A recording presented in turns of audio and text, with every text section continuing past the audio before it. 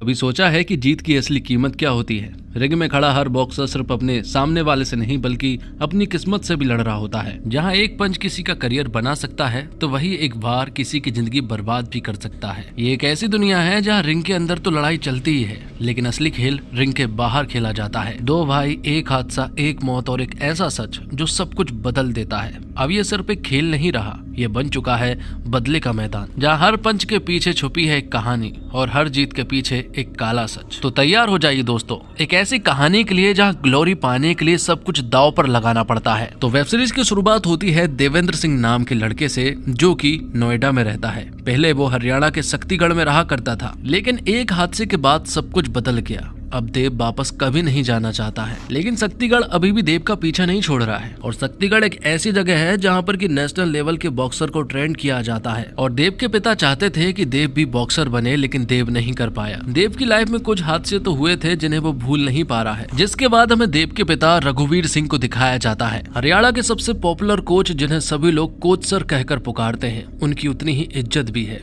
और उन्होंने एक निहाल सिंह नाम के एक तगड़े बॉक्सर को तैयार किया है, जो कि ओलंपिक में जाने के लिए पूरी तरह से तैयार है। फिलहाल यहाँ पर वो एक ट्रायल मैच खेल रहा होता है और उसका मैच देखने के लिए यहाँ पर बहुत बड़े बड़े लोग आए हुए हैं, जैसे कि डीएसपी फोगाट, जो कि एक करप्ट ऑफिसर है। यहीं पर हम कुकी यादव को भी देख पाते हैं, जो कि गैंगस्टर टाइप का बंदा है। यहीं पर सरपंच ढांडा नाम का व्यक्ति भी आया हुआ था, जिसके कंट्रोल में सारे लोग मौजूद हैं। जिसके बाद अब बॉक्सिंग स्टार्ट हो जाती है। तो कोच सर ने निहाल सिंह को जो दाव पेच सिखाए हैं, उसे देखते हुए निहाल जो है वो अपने सामने वाले बॉक्सर को चित कर देता है और इस मैच को आराम से जीत लेता है। अब मैच खत्म होने के बाद हम गुड़िया नाम की लड़की को देख पाते हैं, जो कि फुटबॉल ग्राउंड में निहाल सिंह का आने का इंतजार कर रही थी। और यहाँ उन दोनों की बातों से हमें मालूम चलता है कि आज दोनों ने ही दिल्ली भागने का प्लान बनाया है। यहाँ हमें मालूम चलता है कि दरअसल में निहाल सिंह की गर्लफ्रेंड गुड़िया है और गुड़िया जो है वो प्रेग्नेंट है। और सबसे बड़ी बात यह है कि गुड़िया जो है वो रघुवीर सिंह की बेटी है। तो वो दोनों दिल्ली जाने के लिए पूरी तरह से रेडी थे कि तभी यहाँ पर कुछ लोग आ जाते हैं, जिन्होंने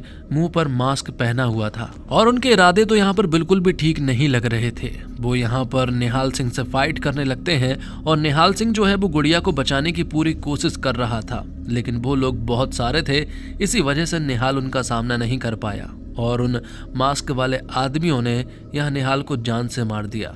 और यहाँ हमने ये भी देखा कि उन लोगों ने गुड़िया को भी अधमरी हालत में कर दिया था। जिसके बाद हम देव को देख पाते हैं, जो कि नोएडा के एक बार में बाउंसर की जॉब करता है। यहाँ पर वो एक लड़के को देख पाता है, जो कि एक लड़की के साथ मिसबिहेव कर रहा था। जब यहाँ पर देव ने उसे रोकने की कोशिश की तो उस बंदे ने यहाँ देव के सामने गन तान दी। उसे देखते हुए देव को गुस्सा आ गया और उसने उसे बहुत ही बुरी तरह से पीट दिया। लेकिन इसका नतीजा ये हुआ कि यहाँ पर देव को नौकरी से हाथ धोना पड़ता है। जिसके बाद हम रविंदर नाम के एक बंदे को देख पाते हैं और वो भी हरियाणा से दूर ट्रैक्टर मैन्युफैक्चरर कंपनी में काम करता है। और रवि जो है वो देव का ही सगा भाई है। तो जब यहाँ रवि काम कर रहा था तभी अचानक से सामने वाला बंदा जो है वो उसे टक्कर मार देता है। लेकिन यहाँ गलती सामने वाले की ही थी, लेकिन वो लोग रवि पर हावी होने लगे थे। रवि को यहाँ बहुत तेज गुस्सा आ रहा था, लेकिन किसी तरह रवि जो है वो अपने गुस्से पर काबू करता है। रवि ने पिछले 5 सालों से किसी के ऊपर भी हाथ नहीं उठाया है। वो अपनी जिंदगी को बहुत ही आराम से जी रहा है। इसलिए यहाँ भी रवि ने उन लोगों से माफी मांग ली और आगे बढ़ गया। और तभी रवि के पास एक कॉल आता है। जब ये कॉल रवि के पास आया तो उसने तुरंत ही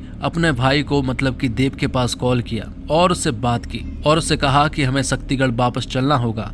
लेकिन देव कहता है कि मैंने शक्तिगढ़ छोड़ दिया है और अब वो वहाँ कभी भी नहीं जाएगा। लेकिन रवि ने बताया कि हमें गुड़िया के लिए जाना पड़ेगा। देव ने जब गुड़िया का नाम सुना तो वो पूरी तरह से शॉक्ड रह गया कि आखिरकार उसकी बहन गुड़िया के साथ क्या हो गया। आगे हम देखते हैं कि देव जो है वो अगले दिन शक्तिगढ़ पहुंच चुका था, लेकिन वो अपने पिता से नहीं मिलना चाहता है। पिता फिलहाल हॉस्पिटल में ही है। और थोड़ी देर के बाद ही यहाँ पर रवि आ जाता है। रवि ने यहाँ पर कैप पहना हुआ था और सनग्लासेस भी पहने हुए थे। वो यहाँ लोगों से बच रहा था। वो नहीं चाहता है कि वो लोगों की नजरों में आए। रवि ने पास्ट में कुछ तो जरूर किया था, जिससे कि रवि यहाँ पर छिप रहा था। क्योंकि यहाँ पर मीडिया वाले भी थे। जिसके बाद रवि जो है वो हॉस्पिटल के अंदर आ चुका था। जिसके बाद हम हॉस्पिटल में ही इंस्पेक्टर अरविंद को देख पाते हैं जो कि कोच सर से मिलने के लिए आता है और यहीं पर निहाल की डेड बॉडी भी पड़ी हुई थी। यहाँ पर कोच सर उसी के सामने बैठे हुए थे। कोच सर ने निहाल को 8 साल तक तैयार किया था ओलंपिक के लिए, लेकिन अचानक से यह हादसा हो गया। अरविंद जानना चाहते हैं कि आखिरकार निहाल की क्या किसी से दुश्मनी थी, तो कोच सर बताते हैं निहाल जो है वो NSI मतलब कि नेशनल स्पोर्ट इंस्टीट्यूट में ट्रेनिंग किया करता था। वहीं पर शक्ति बॉक्सिंग क्लब वाले लड़के भी मौजूद थे और उन्हें ऐसा लग रहा है कि ये काम उन्हीं लोगों ने किया है। और शक्ति बॉक्सिंग क्लब का मालिक जो है वो बिज्जू सिंह है। बिज्जू सिंह भी अपने क्लब में लड़कों को तैयार करता है। तभी यहाँ पर जोयना हजारिका नाम की एक रिपोर्टर आ जाती है और वो बिज्जू सिंह से यहाँ पर पूछताछ करने लगती है। वो पूछती है कि आखिरकार यहाँ पर लड़के कैसे तैयार होते हैं और तो और वो यहाँ निहाल सिंह के बारे में भी पूछ रही थी कि आखिरकार उसे किसने मारा होगा, इसके पीछे किसका हाथ है। जोयना को ऐसा लग रहा था कि इन सब में बिज्जू सिंह का हाथ है, क्योंकि निहाल सिंह जो है वो आगे चलकर ओलंपिक में जाने वाला था। लेकिन अगर ऐसा होता है तो फिर बिज्जू सिंह के लड़के ओलंपिक में नहीं जा पाएंगे। इसी वजह से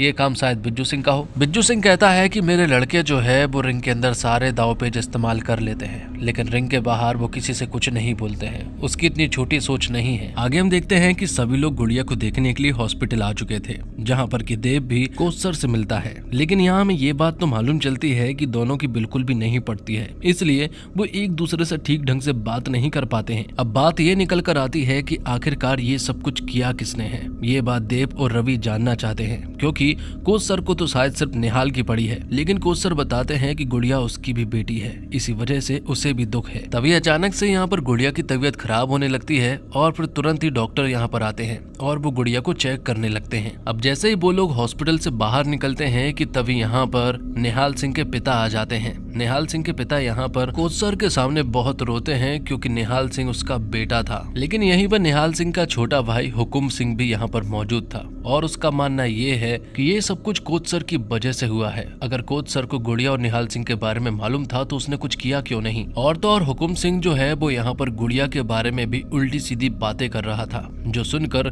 देव को गुस्सा आ जाता है। वो हुकुम की गर्दन पकड़ लेता है और कहता है कि आगे एक शब्द भी बोला तो वो उसे जान से मार देगा। जिसके बाद हम इंस्पेक्टर अरविंद को देख पाते हैं, जो कि NSI नेशनल स्पोर्ट इंस्टीट्यूट जाता है, जहां पर कि वो कोच और बाकी सभी लोगों से पूछताछ करता है। यहाँ पर अरविंद को मालूम चलता है कि NSI से बाहर जाना अलाउड नहीं है। और तो और निहाल सिंह का जो रूम पार्टनर है ना, उसका नाम आदि है। आदि बताता है कि निहाल सिंह बहुत ही डिसिप्लिन के साथ रहता था और उसे किसी के ऊपर कोई शक नहीं है। जिसके बाद हम देव और रवि को देख पाते हैं, जो कि कोच सर के अखाड़े में पहुंच जाते हैं, जहां पर की बॉक्सिंग चल रही थी। लेकिन देव का मानना यह है कि अगर गुड़िया की तबीयत खराब है तो कोच सर को हॉस्पिटल में होना चाहिए, ना कि बॉक्सिंग क्लब में। इसी बात को लेकर देव और कोच सर के बीच में बहस हो जाती है। देव बताता है कि सिर्फ आपकी वजह से ही आज मैं लंगड़ा हूँ। दरअसल में देव का घुटने से नीचे जो है वो पैर कटा हुआ है, उसके नीचे एक नकली पैर लगा हुआ है और देव इसका जिम्मेदार कोच सर को मानता है। इसी वजह से देव अपने पिता कोच सर को आज तक माफ नहीं कर पाया है। तो अब देव तो हॉस्पिटल जा चुका था, लेकिन रवि कोच सर के साथ मौजूद था। कोच सर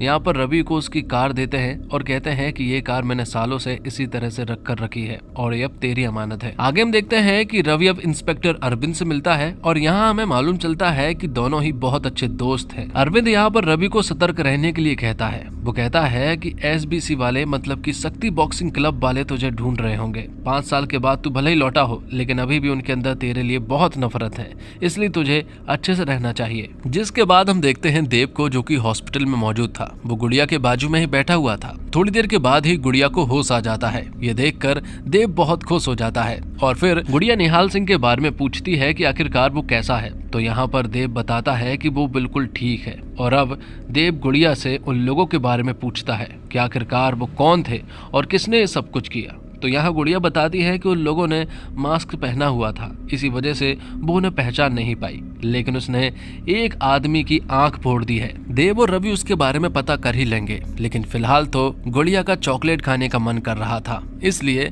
रवि और देव जो है वो चॉकलेट लेने के लिए जाने लगते हैं। लेकिन उससे पहले देव डॉक्टर और सारे स्टाफ से कह देता है कि गुड़िया को कोई नहीं बताएगा कि निहाल सिंह जो है वो मारा जा चुका है। जैसे ये लोग हॉस्पिटल से बाहर निकले, तभी यहाँ पर उनके पास जोयना हजारिका आ जाती है और वो उनसे पूछताछ करने लगती है। लेकिन यहाँ पर देव उससे कोई बात नहीं करना चाहता था। वो उससे उनसे कहता है कि हमें तुमसे कोई बात नहीं करनी है और अच्छा यही होगा कि तुम हमसे बहुत दूर रहो और अगली बार दिखने की कोशिश भी मत करना। लेकिन जोयना ने यहाँ पर रवि को अपना कार्ड दे दिया था। अब ये लोग फुटबॉल ग्राउंड पहुंचते हैं जहाँ पर कि ये सब कुछ हुआ था। वहां जाकर वो छानबीन करने लगते हैं कि आखिरकार इसी जगह पर ये सारी चीजें क्यों हुई। जब वो सारी चीजें चेक कर ही रहे थे कि तभी यहाँ पर एक छोटा सा लड़का आता है जिसके मुंह पर एक मास्क लगा हुआ था। तब वो उस लड़के से मास्क ले लेते हैं और अब वो जानना चाहते हैं कि आखिरकार ये मास्क कहाँ से आया। अब रात का समय था और रवि और देव जो है वो पेट्रोल पंप पर खड़े हुए थे, जहाँ पर कि देव जो है कुछ शॉपिंग करने के लिए भी गया था। लेकिन तभी यहाँ पर शक्ति बॉक्सिंग क्लब का बॉक्सर धर्म आ जाता है और यहाँ हमें मालूम चलता है कि धर्म का छोटा भाई अर्जुन भी एक बॉक्सर था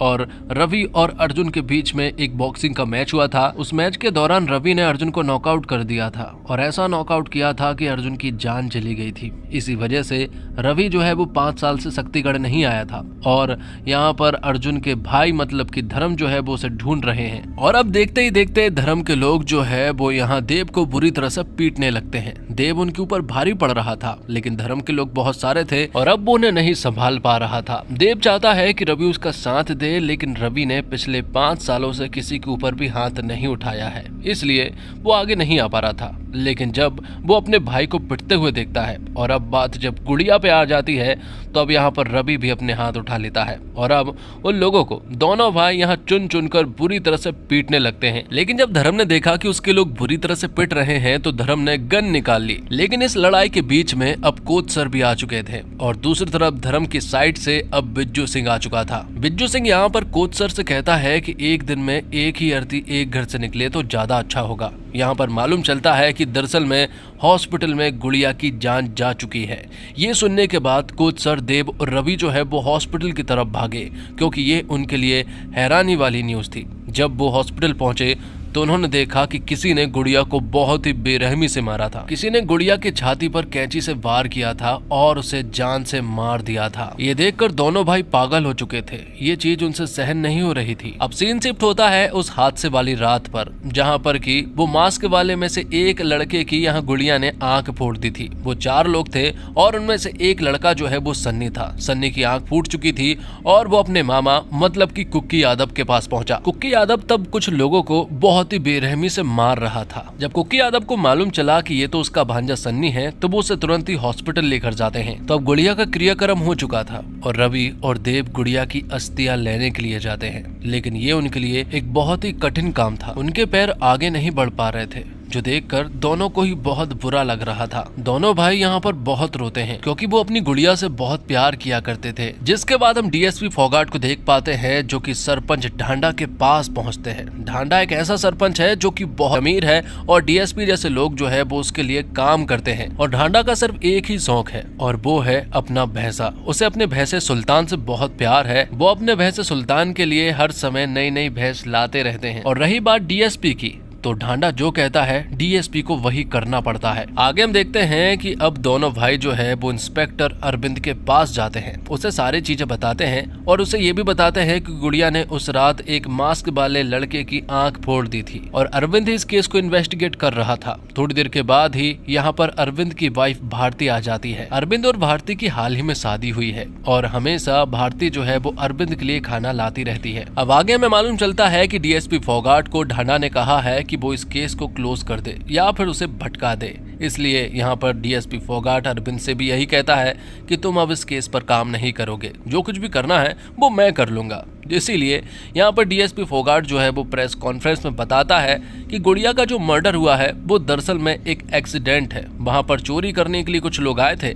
लेकिन उन्होंने यहाँ गुड़िया को मारकर चले गए। ये देखकर दोनों भाई हैरान थे। इसलिए अब यहाँ पर रवि और देव जो है वो अरविंद से मिलते हैं। अरविंद से पूछते हैं कि आखिरकार ये सब कुछ क्या हो रहा है। तो अरविंद बताता है कि ये सब कुछ मिली भगत है और उसे इस केस से निकाल दिया गया है। यहाँ जरूर कुछ न कुछ तो मिली भगत चल रही है। और तभी यहाँ पर अरविंद को मालूम चलता है कि उस रात सन्नी जिस क्लिनिक पर अपनी आंख का इलाज कराने के लिए गया था उसके बारे में मालूम चल गया है। लेकिन अब अरविंद के हाथ बंध चुके थे, वो उस जगह पर जाकर इन्वेस्टिगेट नहीं कर सकता था। इसलिए देव और रवि वहाँ पहुँचते हैं और जिस डॉक्टर ने सन्नी का इलाज किया था वो उसे बुरी तरह से पकड़ते हैं और उससे पूछताछ करने लगते लगते हैं कि आखिरकार वो कौन था। तब यहाँ डॉक्टर भी सब कुछ बता देता है। वो कहता है कि उसने सन्नी का इलाज किया था, जो कि कुकी यादव का भांजा है। दूसरी तरफ हम देखते हैं अरविंद को, जो कि पुलिस स्टेशन में मौजूद था और जॉयना यहाँ उससे मिलने के लिए आई थी और उससे पूछना चाहती थी इसी केस के बारे में। लेकिन तभी अरविंद के पास देव का कॉल आ जाता है और उसे मालूम चल जाता है कि इन सब के पीछे सन्नी का हाथ है। और यहाँ जॉयना ने भी सन्नी का नाम सुन लिया था। तो अब देव और रवि को सन्नी के पास जाना था, लेकिन सन्नी के पास तक पहुंचना इतना आसान नहीं है, क्योंकि वो कुकी यादव के अड्डे पर मौजूद होता है और वहाँ बहुत ज्यादा सिक्योरिटी होती है, इसलिए वहाँ पहुंचना इतना आसान नहीं है। लेकिन कोच सर बताते हैं कि उसने सारी सेटिंग कर दी है, तुम्हें बस वहाँ पर जाना है, वो सब कुछ हैंडल कर लेंगे। तो जब देव और रवि वहां पहुंचे तो मालूम चला है कि कोच सर ने देव का नाम जो है वो बॉक्सिंग के मैच में ऐड करवा दिया है। और यहीं पर हम देखते हैं कुकी यादव को, जो कि अपने भांजे सन्नी से कहता है कि आज बॉक्सिंग के मैच में तुझे कलेक्शन करना है और आज का तेरा यही काम है। तो यहाँ पर रवि का मैच स्टार्ट हो जाता है। मैच तो सिर्फ बहाना है, यहाँ पर उन्हें सन्नी को ढूंढना था, लेकिन सामने जो बंदा था ना वो बहुत ही तगड़ा था और उसके शरीर पर हर जगह जो है वो इंजेक्शन लगाए जा रहे थे। ये दरअसल में पेन किलर के इंजेक्शन थे, जिससे कि उस बंदे को कोई भी चोट का असर नहीं होगा। तभी हम यहाँ पर सन्नी को देख पाते हैं, जो कि कलेक्शन कर रहा था। तो वही रवि को मालूम चलता है कि बॉडी पर तो इंजेक्शन लगा हुआ है, इसलिए वो उसके जांग पर वार करता है और उसे बुरी तरह से हरा देता है। तो वही देव ने भी देख लिया है कि सन्नी यहीं पर मौजूद है। वो तुरंत ही रवि को इशारा करता है और अब वो लोग रवि का पीछा करने लगते हैं, लेकिन रवि यहाँ से किसी तरह से भाग निकलता है। रवि और देव उसका पीछा तो करते हैं, लेकिन यहाँ पर सन्नी जो है वो एक ऐसी जगह पर जा पहुंचा था जहां पर कि जेसीबी से कोई उसे जान से मार देता है। सन्नी को किसने मारा है ये रवि ने देख लिया है और ये बात वो देव को भी बता देता है। अब थोड़ी देर के बाद यहाँ पर पुलिस आ जाती है। अरविंद जब यहाँ पर सन्नी की डेड बॉडी को देखता है तो वो तो पूरी तरह से हैरान रह चुका था, क्योंकि सन्नी को बहुत ही बुरी तरह से मारा गया था। अरविंद को ऐसा लगा कि ये काम रवि और देव का है, इसलिए अरविंद ने तुरंत ही उन लोगों के पास कॉल किया और उनसे कहा कि ये काम तुमने अच्छा नहीं किया है। लेकिन रवि और देव बताते हैं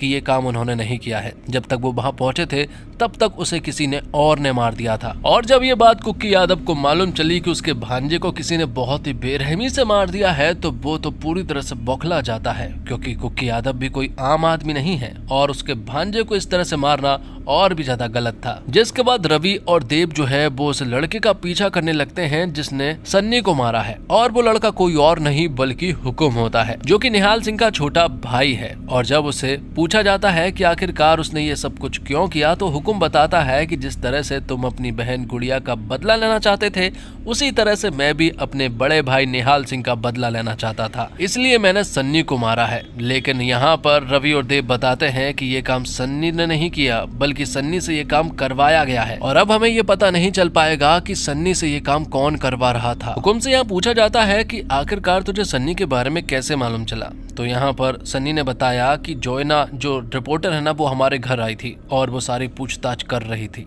सन्नी के बारे में भी पूछा और उन्होंने सन्नी के बारे में बताया। अभी इन सब के पीछे शायद सन्नी का हाथ है, क्योंकि उसने पुलिस स्टेशन में सुना था। ये सुनते ही देव तुरंत ही जॉयना के पास पहुंचा और उसे बहुत ही बुरी तरह से चिल्लाने लगा और कहा कि आज तुम्हारी वजह से किसी की जान चली गई है, तुम्हारी वजह से आज एक लड़का कातिल बना है और तुम्हारी वजह से ही अब पता नहीं चल पाएगा कि गुड़िया और निहाल को किसने मारा था। जॉयना को जब ये सारी बातें मालूम चली तो उसे बहुत बुरा लगा। आगे हम देखते हैं कि बिज्जू सिंह जो है वो एनएसआई के हेड पहुंचता है, जहां पर कि वो कुछ पैसे लेकर गया था और वो उन्हें खरीदना चाहता था। कि तभी यहाँ पर कोच सर आ जाते हैं और वो बिज्जू से कहते हैं कि पैसे देने की जरूरत नहीं है, मेरे पास अभी भी एक लड़का है जो कि निहाल की जगह लेगा। दूसरी तरफ देव और रवि जब एक जगह पर बैठे हुए थे ना, तब देव यहाँ पर रवि को बताता है कि सन्नी के पास से कुछ चीजें मिली है, उसकी अंगूठी, उसका मोबाइल और कॉल हिस्ट्री से पता लगाया जा सकता है कि आखिरकार सन्नी ने लास्ट टाइम किससे बात की थी। दूसरी तरफ कोच सर अपने लड़के राका को तैयार करने लगते हैं, लेकिन राका में वो बात नहीं है कि वो निहाल सिंह की बराबरी कर सके या फिर उसकी जगह ले सके, लेकिन फिर भी कोच सर राका को तैयार कर रहे थे। तो जब सन्नी की कॉल हिस्ट्री निकाली तो मालूम चला कि सन्नी के पास लास्ट बार जो कॉल आया था वो एनएसआई के फोन बूथ से आया था, और मालूम चलता है कि निहाल सिंह के कंपटीशन में तो शक्ति बॉक्सिंग क्लब वाले थे। लेकिन फिलहाल पता करना होगा कि आखिरकार एनएसआई में सचमुच ही फोन बूथ है या फिर नहीं। लेकिन एनएसआई में कोई नहीं जा सकता है, सिर्फ और सिर्फ मीडिया के अलावा।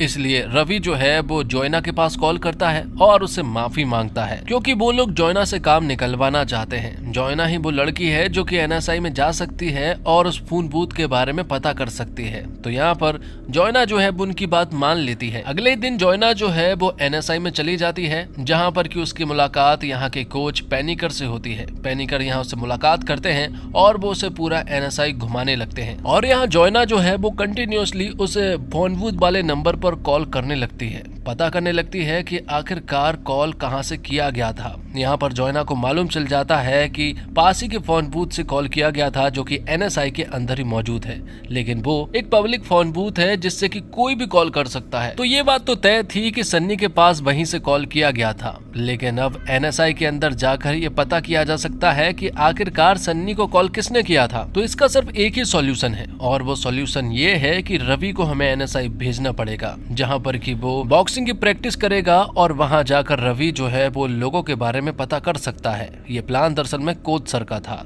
लेकिन देव इसके पूरी तरह से खिलाफ था। वो कहता है कि तुझे अंदर नहीं जाना है। रवि बताता है कि मैं वहां बॉक्सिंग करने के लिए नहीं जा रहा हूं, बल्कि मैं वहां पता करने के लिए जा रहा हूं कि आखिरकार हमारी गुड़िया को किसने मारा। देव चाहता है कि कोच सर जो है वो रवि का कोच ना रहे। तब रवि कहता है कि फिर तू मेरा कोच बन जा। तो ऐसा ही होता है, देव अब रवि का कोच बन जाता है और ट्रेनिंग स्टार्ट हो जाती है। 15 दिन के भीतर ही उनका एक इमरजेंसी ट्रायल मैच था। अगर इस मैच को यहाँ पर रवि जीत लेता है तो वो एनएसआई में जा सकता है, लेकिन ट्रेनिंग को भी इतने दिन नहीं हुए हैं कि वो तैयार हो जाए। फिलहाल तो रवि यहाँ पर राका से ही मार खा रहा है। राका यहाँ पर रवि को बुरी तरह से पीटता है, जिससे कि उसके माथे पर चोट लग जाती है। थोड़ी देर के बाद ही यहाँ पर अरविंद की वाइफ भारती आ जाती है। भारती अब रवि से मिलने के लिए जाती है और उससे कहती है कि तुम जो कर रहे हो वो बहुत अच्छा कर रहे हो, ट्रेनिंग भी बहुत अच्छी कर रहे हो, लेकिन ये काम जो है वो देव का नहीं है बल्कि कोच सर का है। इसलिए तुम्हें सिर्फ गुड़िया के बारे में सोचना चाहिए, क्योंकि ये सब कुछ तुम गुड़िया के लिए कर रहे हो। यहाँ हम ये भी देखते हैं कि भारती और रवि के बीच में थोड़ी नजदीकियां बढ़ रही थी।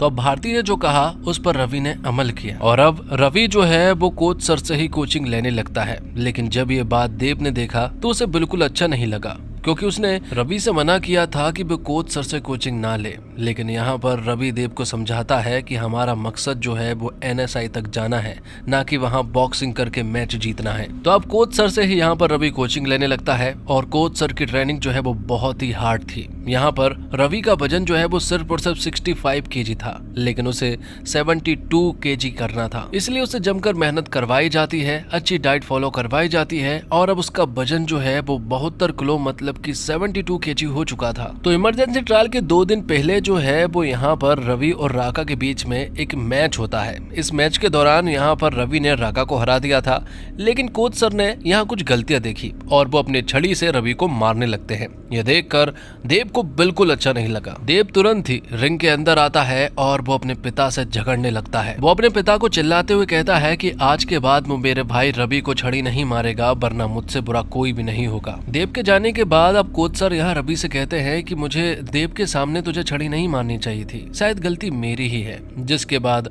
राका जो है वो कोच सर के पास आता है। वो कहता है कि मैं आपकी सारी चाल समझ चुका हूँ। दरअसल में आप एनएसआई में मुझे नहीं बल्कि अपने बेटे रवि को भिजाना चाहते हैं, जबकि मैंने इस कंपटीशन के लिए बहुत मेहनत की है। लेकिन अब राका समझ चुका था, इसलिए वो उसके बॉक्सिंग के क्लब को छोड़ देता है और यहाँ से सीधा शक्ति बॉक्सिंग क्लब पहुंच जाता है। राका यहाँ पर बिज्जू के पास जाता है और उससे कहता है कि मैंने कोच सर का क्लब छोड़ दिया है और अब मैं यहीं पर ट्रेनिंग करूंगा, बस आपको मुझे मौका देना है। तो अब वो दिन भी आ जाता है जब ट्रायल मैच होना था। यहाँ पर नाम अनाउंस किए जा रहे थे और राका को ऐसा लग रहा था कि शायद रवि का मैच राका से होगा, लेकिन यहाँ हमें बताया जाता है कि ट्रायल मैच में रवि के ओपोनेंट्स में दरअसल में धर्म है, जो कि बहुत ही तेज है और वो बहुत दिनों से बॉक्सिंग करता आ रहा है। ये देखकर रवि पूरी तरह से डर जाता है, क्योंकि धर्म वो इंसान है जिसका भाई अर्जुन था और आज धर्म जो है वो अपने भाई अर्जुन का बदला लेने के लिए रिंग में उतरेगा। धर्म जो है वो कोई आम आदमी नहीं है, वो बहुत ही खतरनाक है।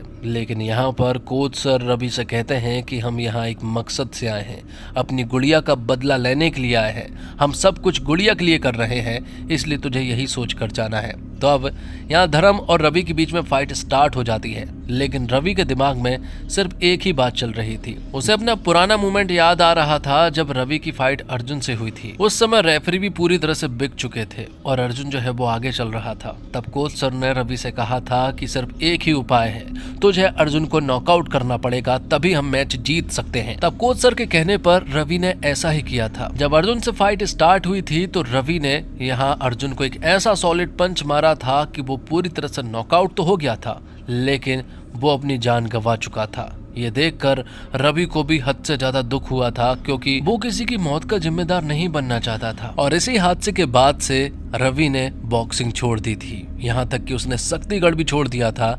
और इसी वजह से धर्म के लोग जो है वो अर्जुन के पीछे पड़े थे। अब प्रेजेंट में बॉक्सिंग के मैच में धर्म जो है वो रवि को एक ऐसा सॉलिड पंच मारता है कि रवि जो है वो सीधे जमीन पर गिर पड़ता है। और ऐसा लग रहा था जैसे रवि जो है वो नॉकआउट हो चुका है और शायद रवि अब कभी नहीं उठेगा। और फिर अगले ही पल हम देखते हैं कि रवि जो है वो उठ जाता है और अब लड़ाई करने के लिए वो फिर से रेडी था। जहाँ पर कि कोच सर यहाँ रवि को अपना मकसद याद दिलाते हुए कहते हैं कि ये मैच जितना तेरे लिए जरूरी है उतना ही हमारे लिए जरूरी है, इसलिए तुझे लड़ना होगा और उसे हराना भी होगा। जिसके बाद रवि जो है वो धर्म से फिर से फाइट करने लगता है और इस बार यहाँ पर रवि ने धर्म को नॉकआउट कर दिया था और ये मैच रवि जीत जाता है। मैच जीतने के बाद रवि जो है वो अरविंद के घर जाता है, लेकिन अरविंद तो वहाँ मौजूद नहीं था, लेकिन वहाँ भारती मौजूद थी। दोनों एक दूसरे को कहीं ना कहीं पसंद करने लगे थे और यहाँ भारती जो है वो रवि को घर के अंदर इनवाइट कर रही थी। यहाँ पर रवि बहुत सोच रहा था कि उसे अंदर जाना चाहिए या फिर नहीं। जब भारती उससे कहती है कि ऐसा मौका तुम्हें दोबारा नहीं मिलेगा, तो रवि जो है वो अंदर चला जाता है। और फिर अगले दिन हम देखते हैं कि देव को चलने में प्रॉब्लम हो रही थी। दरअसल में उसके पैर में इन्फेक्शन जो है वो फैल गया था। रवि यहाँ देव से कहता है कि उसे जल्द से जल्द हॉस्पिटल दिखाना चाहिए, वरना ये इन्फेक्शन और ज्यादा बढ़ सकता है। अब आगे हम देखते हैं कि जोयना जब मार्केट जा रही थी कि तभी कुछ लोग जो है वो उसे तंग करने लगते हैं और वो जमीन पर गिर जाती है। तभी यहाँ से भारती जा रही थी और वो जोयना की यहाँ पर मदद करती है और कहती है कि इन लोगों से थोड़ा बचकर रहना, क्योंकि यहाँ के लोग जो है वो थोड़े ठीक नहीं है। भारती यहाँ जोयना की मदद करती है और उससे कहती है कि उसे हॉस्पिटल जाकर अपना पैर दिखाना चाहिए, क्योंकि शायद तुम्हारे पैर में मोच आ गई है। जिसके बाद हम देखते हैं रवि और देव को। देव जो है वो रवि को NSI तक छोड़ने के लिए आया था और वो उसे मकसद याद दिला रहा था कि उसे भूलना नहीं है कि हम अंदर बॉक्सिंग करने नहीं जा रहे हैं, बल्कि वहाँ तू इसलिए जा रहा है कि तू पता कर सके कि इन सब के पीछे कौन है। उसे सबसे ज्यादा शक जो है वो शमशेरा पर हो रहा था। वो इसलिए क्योंकि निहाल और शमशेरा का वेट कैटेगरी जो है वो सेम था। अगर निहाल आउट हो जाता है तो अब शमशेरा का नंबर लग सकता है। जिसके बाद रवि जो है वो NSI के अंदर चला जाता है, जहाँ पर कि वो रोडोल्फो नाम के व्यक्ति से मिलता है और उसे सारी चीजें बताता है कि NSI में एंटर होने के बाद अब वो बाहर नहीं जा सकता है। अगर वो बाहर गया तो वो डिस्क्वालीफाई हो जाएगा। जिसके बाद रवि जो है वो यहाँ आदि से मिलता है और आदि वही लड़का है जो कि निहाल का रूममेट था। तो यहाँ रवि जो है वो आदि से निहाल और शमशेरा के रिश्तों के बारे में पूछने लगता है कि आखिरकार उन दोनों के बीच में कैसे रिश्ते थे। तो आदि बताता है कि रिंग में तो ठीक है, लेकिन बाहर निकलते ही वो दोनों कुत्ते बिल्लियों की तरह लड़ा करते थे। उन दोनों के बीच में बिल्कुल भी नहीं बनती थी। जिसके बाद हम शमशेरा को देख पाते हैं जो कि यहाँ पर रवि को आता हुआ देखता है। दूसरी तरफ हम देखते हैं देव को, जो कि हॉस्पिटल अपने पैर का इन्फेक्शन दिखाने के लिए गया था। जब उसका इलाज स्टार्ट होने ही वाला था कि तभी यहाँ पर कुक्की यादव के लोग आ जाते हैं, जिनमें से पहलवान जो है वो यहाँ पर देव को बुरी तरह से पीटने लगता है और उसे अपने साथ ले जाता है कुक्की यादव के पास।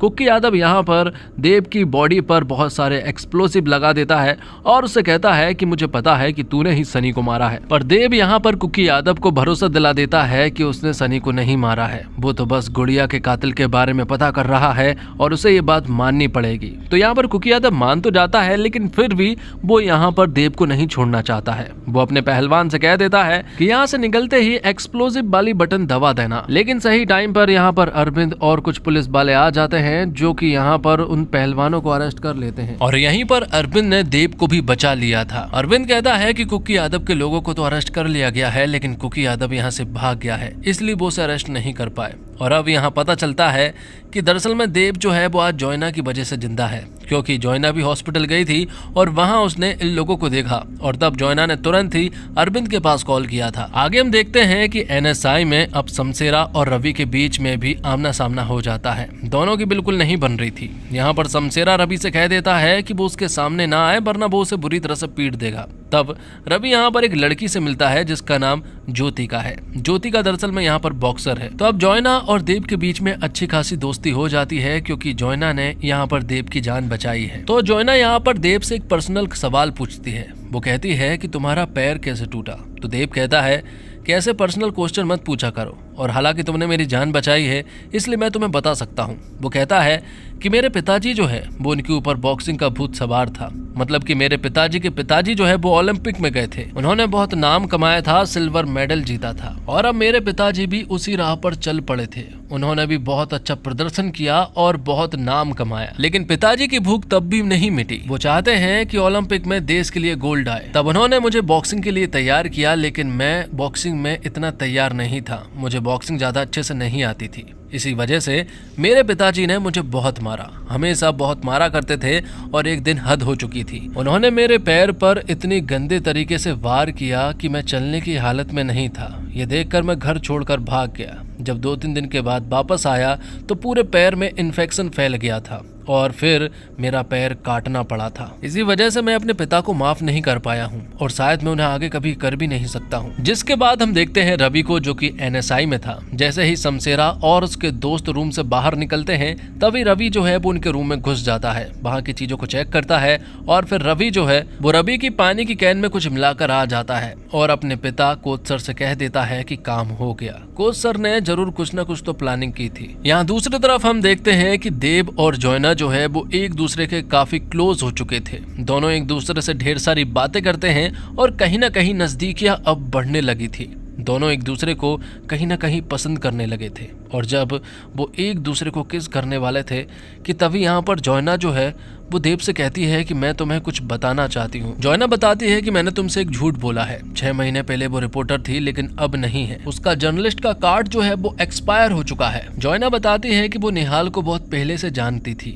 और जब निहाल ने गुड़िया के बारे में बताया कि वो एक दूसरे को पसंद करते हैं, और तो और गुड़िया प्रेग्नेंट भी है, इसलिए निहाल यहाँ पर जोयना की मदद ले रहा था कि वो दिल्ली आना चाहता है। लेकिन तब जोयना की हालत बिल्कुल ठीक नहीं थी, उसके पास खुद का रूम नहीं था, तो फिर वो निहाल का कैसे ख्याल रखती। इसी वजह से उसने निहाल से मना कर दिया था, लेकिन बाद में ये सब कुछ हो गया। इसी वजह से अब वो खुद को माफ नहीं कर पा रही है। जोयना कहती है कि अगर मैंने उन्हें दिल्ली बुला लिया होता तो आज ये सब कुछ नहीं होता। आगे हम देखते हैं कि NSI में जब रवि जो है वो बॉक्सिंग कर रहा होता है कि तभी यहाँ पर एंटी डोपिंग वाले लोग आ जाते हैं, जो कि 2 हफ्ते में दूसरी बार थे, और यहीं से अब जाता है रवि जो है वो शमशेरा के पास। शमशेरा तब कैन से पानी पी रहा था, और यहाँ पर रवि उससे कहता है कि मैंने तेरी बोतल में एसेटोजोलामाइड मिलाया है, जो कि एक ड्रग होता है, और जब एंटी डोपिंग वाले यहाँ पर यूरिन टेस्ट करेंगे तो उसमें साफ नजर आ जाएगा कि तूने ड्रग लिया है। ये देखकर शमशेरा उससे पूछने लगता है कि आखिरकार तुझे क्या चाहिए। रवि और देव को शमशेरा पर पूरा शक था कि इसी ने वो सब कुछ किया है, या तो गुड़िया को इसी ने मारा है या फिर उन लोगों के साथ ये मिला हुआ है। शमशेरा बताता है जिस रात निहाल की फाइट हुई थी उस रात वो NSI में था ही नहीं। वो बताता है कि वो किसी और के साथ था। दरअसल में शमशेरा जो है वो गे है,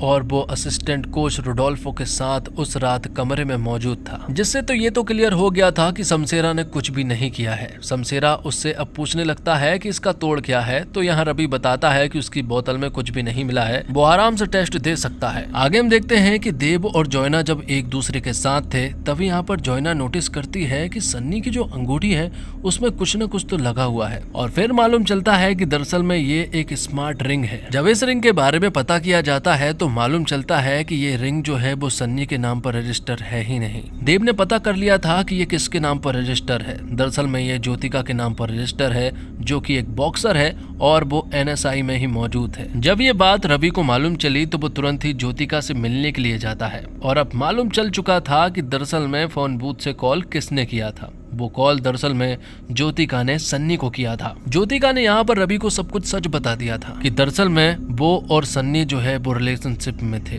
और उसने ही मुझसे पूछा था कि निहाल कब NSI से निकलेगा। जब भी वो वहां से निकलेगा तब उसे सन्नी के पास कॉल करना पड़ेगा। बस उसने सन्नी की इतनी सी मदद की थी। ज्योतिका उसे ये भी कहती है कि अगर तुम्हें सन्नी के बारे में पता करना ही है तो तुम कपिल से पता कर सकते हो, क्योंकि कपिल जो है वो सन्नी का बेस्ट फ्रेंड है। दूसरी तरफ हम देखते हैं कपिल को और हमें मालूम चलता है कि दरअसल में कपिल जो है वो सरपंच ढांडा के यहाँ पर काम करता है। तो वही रवि का NSI में आने का मकसद पूरा हो चुका था, इसलिए अब वो यहाँ से जाने लगता है। आदि उन्हें समझाने की कोशिश करता है कि भैया आप यहाँ से मत जाइए, अगर आप यहाँ से चले जाते हैं तो आप डिस्क्वालीफाई हो जाएंगे। तो वही कपिल को डर है कि दोनों भाई उसके पास कभी भी आ सकते हैं और हमला कर सकते हैं, इसलिए वो ढांडा से मदद लेता है। ढांडा कहता है कि मैं सिक्योरिटी और बढ़ा देता हूँ, तुझे डरने की कोई जरूरत नहीं है। लेकिन तब तक रवि और देव जो है वो ढांडा के फार्म हाउस पहुंच चुके थे जहां पर कि कपिल मौजूद है। अब यहाँ रवि और देव जो है वो चुपचाप अंदर घुस जाते हैं और यहाँ के बहुत सारे लोगों को सफाया करने लगते हैं। और अब कपिल भी उनके हाथ लग गया था, वो उसे अपने साथ ले जाने लगते हैं। लेकिन रास्ते में अभी भी बहुत सारे लोग थे जिनसे रवि और देव को सामना करना पड़ता है। अब ढांडा के लोगों को डराने के लिए देव जो है वो एक ग्रेनेड की पिन निकाल देता है, लेकिन तभी हम देखते हैं कि ये ग्रेनेड जो है वो ढांडा का सुल्तान खा लेता है और ग्रेनेड खाते ही यहाँ पर सुल्तान के चीथड़े उड़ जाते हैं और देव और रवि जो है वो यहाँ से निकल जाते हैं। थोड़ी देर के बाद जब ढांडा यहाँ पर आया तो वो पूरी तरह से हैरान था, वो बौखला जाता है क्योंकि सुल्तान को वो अपने बेटे से ज्यादा प्यार करता था। आगे हम देखते हैं कि देव, रवि और कोच सर अब यहाँ पर कपिल से पूछताछ करने लगते हैं। ये बात तो एकदम तय थी कि सन्नी के साथ कपिल भी मौजूद था और उन्होंने ही गुड़िया और निहाल सिंह को मारा है। वो पूछते हैं कि आखिरकार इन सब के पीछे कौन कौन शामिल है और ये सब कुछ करने के लिए किसने कहा था। तब यहाँ पर कपिल बताता है कि ये सब कुछ करने के लिए हमें डीनो ने कहा था, लेकिन डीनो को भी ऊपर से ऑर्डर मिल रहे थे। एक अनजान शख्स ने हमें ये काम दिया था और मास्क पहनने के लिए भी कहा था, बदले में वो हमें ढेर सारा पैसा देने वाला था और काम जो है वो उन्होंने ये दिया था कि हमें सिर्फ गुड़िया को मारना था। पैसे हमें गुड़िया को मारने के लिए दिए गए थे, लेकिन निहाल तो वैसे ही मारा गया। और तभी हम देखते हैं कि यहाँ पर पुलिस आ जाती है और ये वो लोग भागने लगते हैं। लेकिन तभी यहाँ पर कोच सर और देव तो पकड़े जाते हैं, लेकिन रवि यहाँ से भाग निकलता है। यहीं पर सरपंच ढांडा भी आया हुआ था, वो काफी ज्यादा बौखलाया हुआ था और वो तो इन्हें स्पॉट पर ही मारना चाहता था। लेकिन यहाँ पर फोगाट उससे कहता है कि ये इतना आसान नहीं होगा, अगर मारा तो इंक्वायरी हो सकती है, इसलिए हमें इन्हें जेल ले जाना होगा। जब इन्हें जेल ले जाया गया तब रास्ते में जोइना मिली और कोच सर ने जोइना के कान में कुछ तो कहा था। दूसरी तरफ यहाँ पर रवि को होश आ जाता है, जो कि बुरी तरह से इंजर्ड था। यहाँ से रवि डायरेक्ट अरविंद के घर गया और उससे मदद मांगी, क्योंकि अगर वो लोगों की नजरों में आया तो उसे भी अरेस्ट कर लिया जाएगा। एक रवि ही था जो कि उसकी मदद कर सकता था। आगे हम देखते हैं कि देव और कोच सर की प्लानिंग तो हो चुकी है। यहाँ ढांडा और फोगाट ने कोच सर और देव को मरवाने की प्लानिंग कर चुके हैं। पहलवान वाले सेल में अगर गए तो उनका मरना तो एकदम तय है। लेकिन तभी हम देखते हैं कि यहीं पर एक फिरोज नाम का इंस्पेक्टर था और वो उन्हें अलग सेल में डलवा देता है, क्योंकि फिरोज के जो बेटे हैं उनकी कोचिंग जो है वो कोच सर ने ही की है और वो कोच सर की वजह से ही आज एक बहुत ही अच्छे मुकाम पर है, इसलिए उनका एहसान तो यहाँ उनसे रखना ही पड़ता है। दूसरी तरफ हम देखते हैं कि यहाँ रवि जो है वो भारती से मिलता है। रवि यहाँ भारती को बताता है कि वो अब एक नई शुरुआत करना चाहता है। जब उसने अर्जुन को मारा था तो उसका मौत का जो जिम्मेदार मैं बना था वो आज तक नहीं झेल पा रहा है और अब वो नहीं चाहता है कि देव भी किसी को मारे। जब वो बॉक्सिंग के रिंग में खड़ा हुआ था तो उसे ऐसा लगा था कि उसे एक नई जिंदगी मिली है और वो एक नई शुरुआत कर सकता है।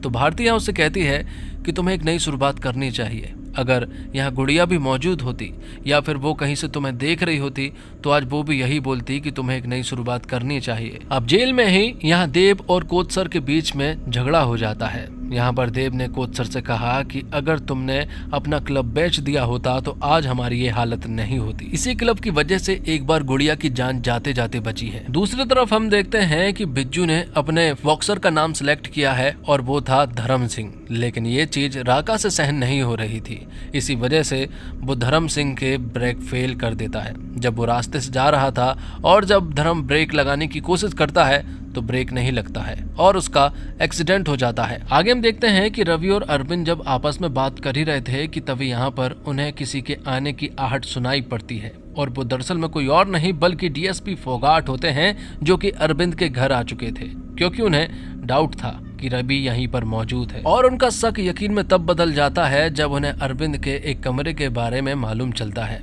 और यहाँ डीएसपी फोगाट ने रवि को पकड़ लिया था और इसी को देखते हुए अब डीएसपी फोगाट जो है वो अरविंद को सस्पेंड कर देते हैं और रवि को घसीटते हुए अपने साथ ले जाते हैं।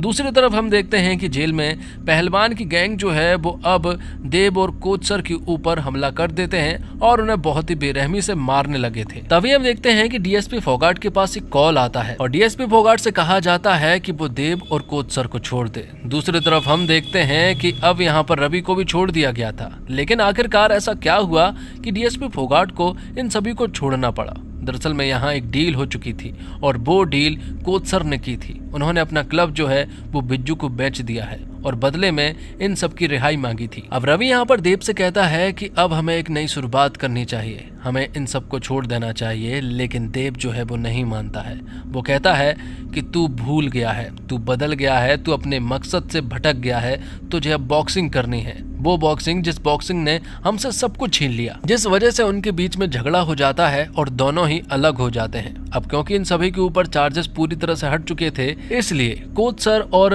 रवि जो है वो एनएसआई के कोच के पास जाते हैं ताकि वो फिर से रवि को इस एनएसआई में ज्वाइन करवा सके। लेकिन पेनिकर साहब मना कर देते हैं और कहते हैं कि एनएसआई में तुम्हारे लिए कोई जगह नहीं है। जबकि रवि ने कोच पेनिकर को काफी बातें समझाई और कहा कि मैं इसके काबिल हूँ और इसके अलावा मुझे कुछ भी नहीं आता है, लेकिन पेनिकर नहीं मानी। दूसरी तरफ देव जो है वो डिनो के बारे में पता करने लगता है। कपिल ने उससे सिर्फ एक ही बात कही थी, डिनो और हिसार, लेकिन आखिरकार यहाँ पर देव को समझ नहीं आ रहा था कि वो डिनो को हिसार में कैसे ढूंढे। आगे हम देखते हैं कि कोच सर और रवि के पास अब कुछ भी नहीं बचा था, इसलिए वो अपने पुराने घर जाते हैं। उस घर में जहाँ पर कई कमलेश्वर सिंह रहा करते थे, मतलब कि कोच सर के पिता, और वो एक ओलंपिक के बॉक्सर थे। यहीं से उन्होंने जीरो से शुरुआत की थी और आज फिर से वो लोग जीरो से शुरुआत करने वाले थे। जिसके बाद हम अरविंद को देख पाते हैं जो कि सस्पेंड हो चुका है। वो अपने एक पुलिस कर्मचारी के साथ मौजूद है और यहाँ पर वो शराब पीता है। और अब क्योंकि अरविंद जो है वो घर जाने में लेट होने वाला था, इसलिए भारती जो है वो रवि के पास चली जाती है। दोनों एक दूसरे के साथ समय बिताते हैं और यहीं पर भारती जो है वो अपना एक काला सच बताती है। वो कहती है कि वो झारखंड में रहा करती थी,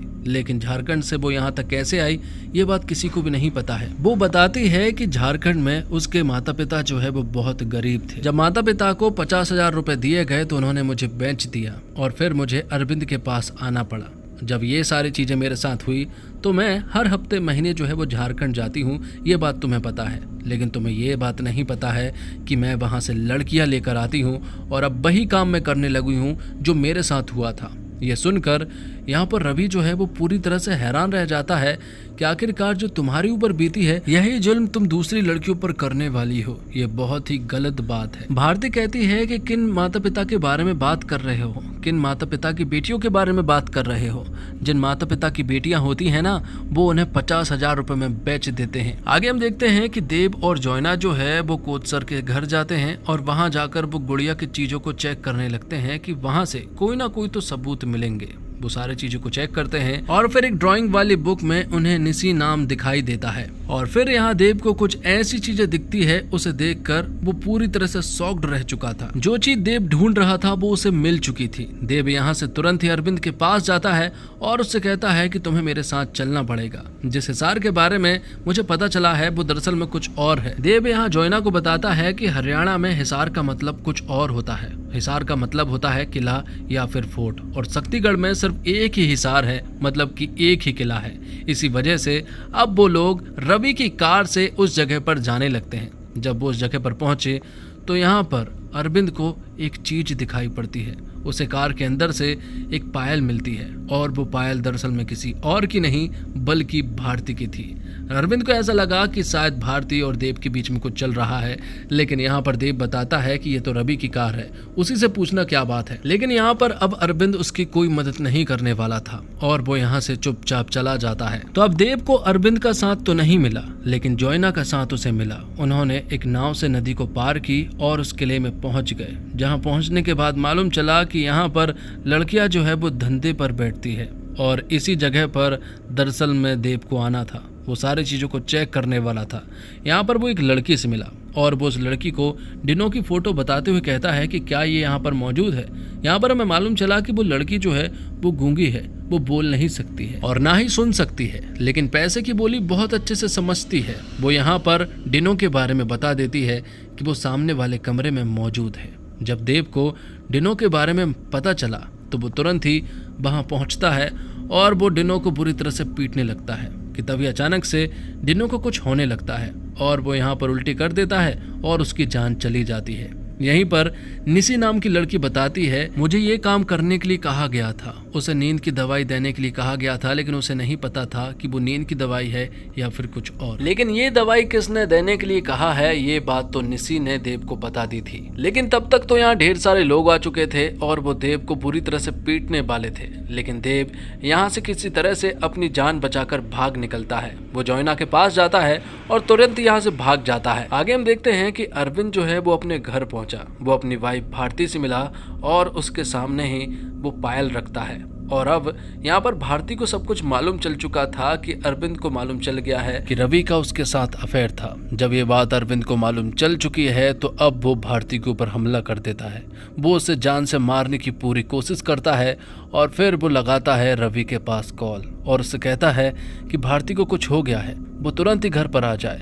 और अब अरविंद के ऊपर खून सवार हो चुका है और तभी हम देखते हैं कि भारती यहाँ उठती है और फिर से वो यहाँ अरविंद के ऊपर हमला कर देती है और अब यहाँ पर गलती से गन चल जाती है और अरविंद जो है वो मारा जाता है।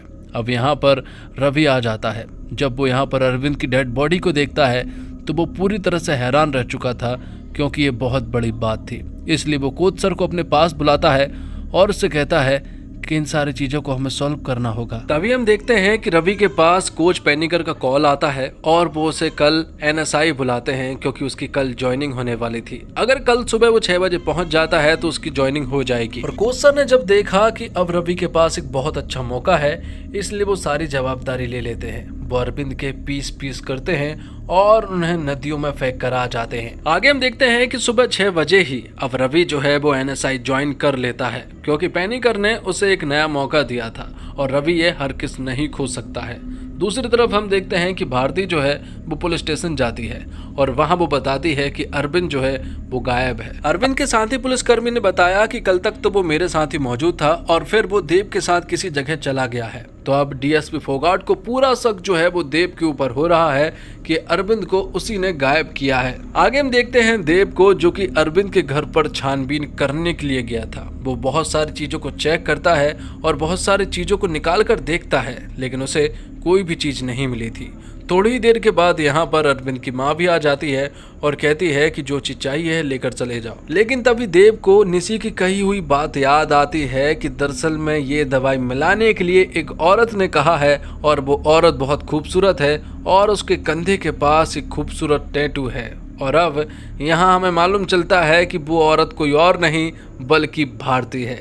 भारती यहाँ पर गन लेकर आती है और देव से कहती है कि गुड़िया को उसी ने मारा है और अब वो तुम्हें भी मारेगी क्योंकि गुड़िया जो है वो उसके रास्ते में आ रही थी। अब एक फ्लैशबैक का सीन दिखाया जाता है जब गुड़िया और निहाल जो है वो एक बार फुटबॉल के ग्राउंड में मिले थे। दोनों एक दूसरे से बात कर रहे थे और कहीं ना कहीं उन दोनों ने भागने की प्लानिंग भी कर ली थी। और जब यहाँ से गुड़िया जो है वो वापस अपने घर जा रही थी ना तभी रास्ते में उसे निसी मिली थी और निसी के बारे में जब पता चला कि कुछ गुंडे जो है वो उसके पीछे पड़े हुए हैं तो यहाँ पर गुड़िया जो है वो उसे अपने साथ अपने घर ले जाती है क्योंकि वो यहाँ पूरी तरह से सेफ थी। गुड़िया यहाँ पर निसी से कहती है कि आज रात तुम्हें यहाँ पर रुकना है, कल मेरे पिताजी आ जाएंगे और फिर कल सब कुछ ठीक हो जाएगा, लेकिन कल तक तुम क्या करोगी इसलिए तुम मेरी एक ड्राइंग की बुक ले लो और इसमें ड्राइंग करो। और यहीं पर गुड़िया ने उसका नाम लिखा था निसी। अगले सीन में हम देखते हैं कि रवि जो है वो NSI में तैयारी कर रहा था क्योंकि अब यहाँ पर एक नॉकआउट मुकाबला होने वाला था।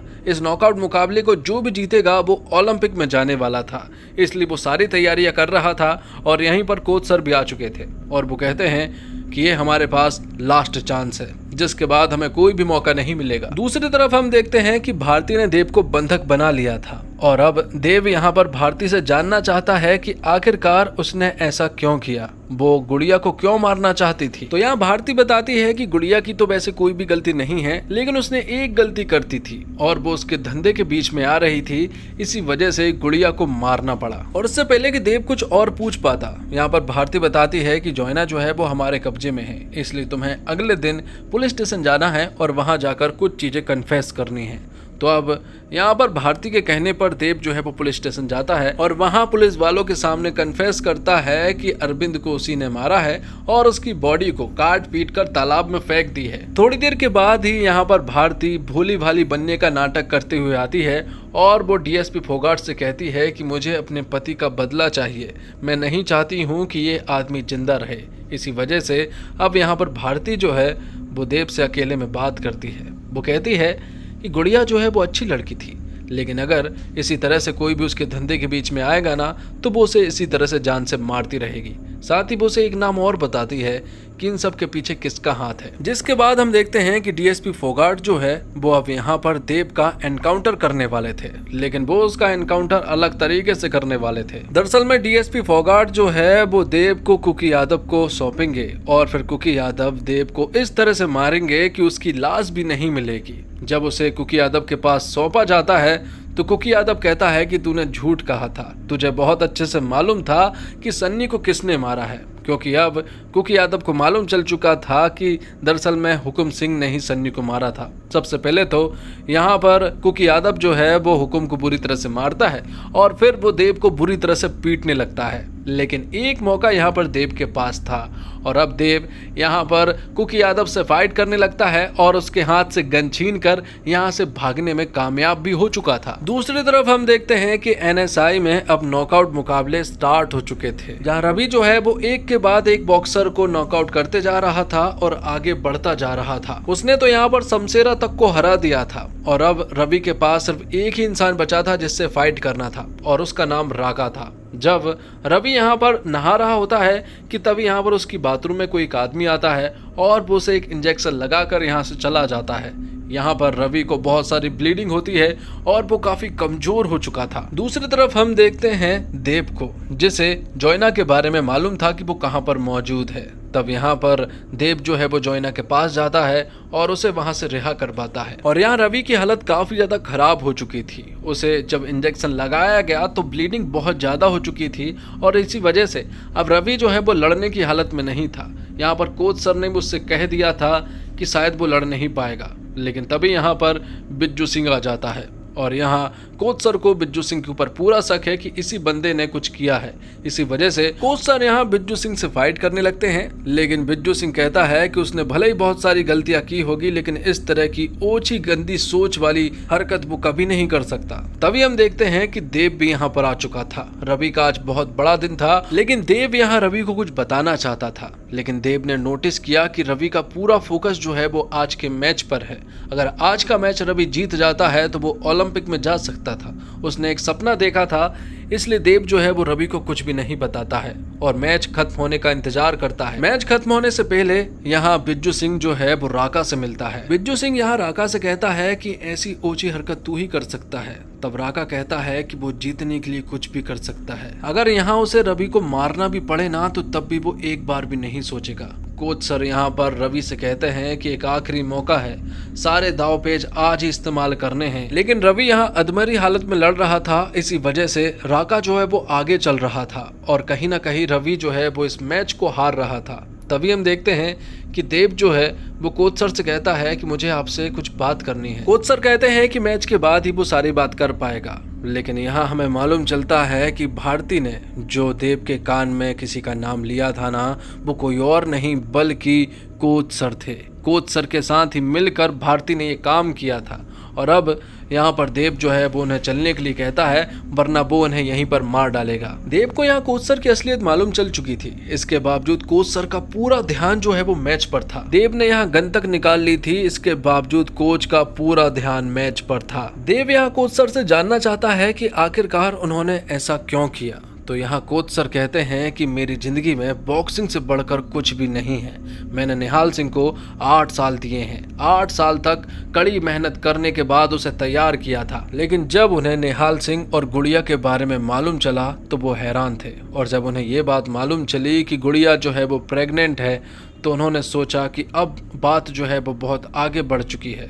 उसकी 8 साल की कड़ी मेहनत जो है वो इस तरह से वो बर्बाद नहीं होने दे सकता, क्योंकि बॉक्सिंग जो है वो सबसे ऊपर है, फैमिली उसके बाद ही है। तो जब गुड़िया ने निशी को घर लेकर आई थी, तभी यहाँ पर कोच सर ने सारी प्लानिंग कर ली थी। उन्हें भारती के बारे में मालूम चल गया था कि भारती के कांटेक्ट में बहुत सारे लोग हैं और वो ये काम आसानी से कर सकती है। भारती यहाँ पर कोच सर का काम करने के लिए इसलिए मान गई क्योंकि यहाँ पर कोच सर ने निशी को भारती के हवाले कर दिया था और अब भारती को गुड़िया को मारने का काम मिल चुका था। तो प्लान सिर्फ गुड़िया को मारने का था और निहाल सिंह को तो प्रोटेक्ट करने का था, लेकिन वहाँ निहाल सिंह जो है वो गुड़िया को बचाने लगा था। इसी वजह से लड़ाई में निहाल सिंह मारा जाता है। ये सारी बातें सुनने के बाद देव जो है वो बहुत ही ज्यादा हैरान रह चुका था कि आखिरकार एक बाप अपनी बेटी को कैसे मरवा सकता है। कोच सर कहते हैं कि मैंने तुझसे पहले भी कहा है और अभी भी यही बात कहूंगा कि बॉक्सिंग से ऊपर कोई भी नहीं है। यहाँ देव को कोच सर की हैवानियत के बारे में कुछ और मालूम चलता है कि निहाल तो मर चुका था और गुड़िया जो है वो हॉस्पिटल में थी। और अब जब गुड़िया को होश आया तो कोच सर उसके बाजू में बैठे हुए थे। कोच सर यहाँ पर गुड़िया को बातें सुना रहे थे कि तेरी वजह से मेरी 8 साल की मेहनत जो है वो खराब हो गई है। यहाँ गुड़िया को मालूम चल चुका था कि कोच सर ने ही निहाल को मरवाया है, तो यहाँ गुड़िया जो है वो चिल्लाने लगी थी। ये देखकर कोच सर ने गुड़िया को यहाँ जान से मार डाला था। ये सारी बातें पता होने के बाद देव अब कोच सर से कहता है कि इतनी सारी बातें पता होने के बाद अब तेरा जिंदा रहने का सवाल ही पैदा नहीं होता। तो यहाँ पर कोच सर कहते हैं कि उसका आज एक बहुत बड़ा सपना पूरा होने जा रहा है, क्योंकि रवि जो है वो मुकाबला जीत चुका था और अब वो ओलंपिक में जाने के लिए पूरी तरह से रेडी था। यहाँ पर कोच सर जो है वो बहुत ही ज़्यादा खुश थे, लेकिन देव को समझ नहीं आ रहा था कि आखिरकार वो इस बंदे का क्या करे। हालांकि वो उसे मारेगा जरूर। तो देव जब कोच सर को मारने ही वाला था कि तभी यहाँ पर डीएसपी फोगाट अपने बहुत सारे कांस्टेबल को लेकर आ जाता है। वो रोकने की पूरी कोशिश कर रहे थे, कहीं ना कहीं वो पूरी तरह से कामयाब भी हो चुके थे और कहीं ना कहीं ऐसा लग रहा था कि शायद डीएसपी फोगाट जो है वो कोच सर को बचा लेंगे। लेकिन यहाँ पर देव ने डिसाइड कर लिया था कि इस इंसान को जिंदा रहने का कोई भी हक नहीं है और आखिर में देव जो है वो कोच सर को गोली मार देता है और ये सीरीज यहीं पर खत्म हो जाती है। उम्मीद करता हूं दोस्तों आपको ये वेब सीरीज पसंद आई होगी। वेब सीरीज अगर पसंद आई हो तो वीडियो को लाइक करके चैनल को सब्सक्राइब जरूर कीजिएगा, क्योंकि इस तरह की वेब सीरीज की वीडियोस बनाने में बहुत मेहनत लगती है। मिलते हैं एक और अगली वीडियो के साथ, तब तक के लिए आप हमारे चैनल के साथ बने रहिए। धन्यवाद। जय हिंद, जय भारत, जय श्री राम।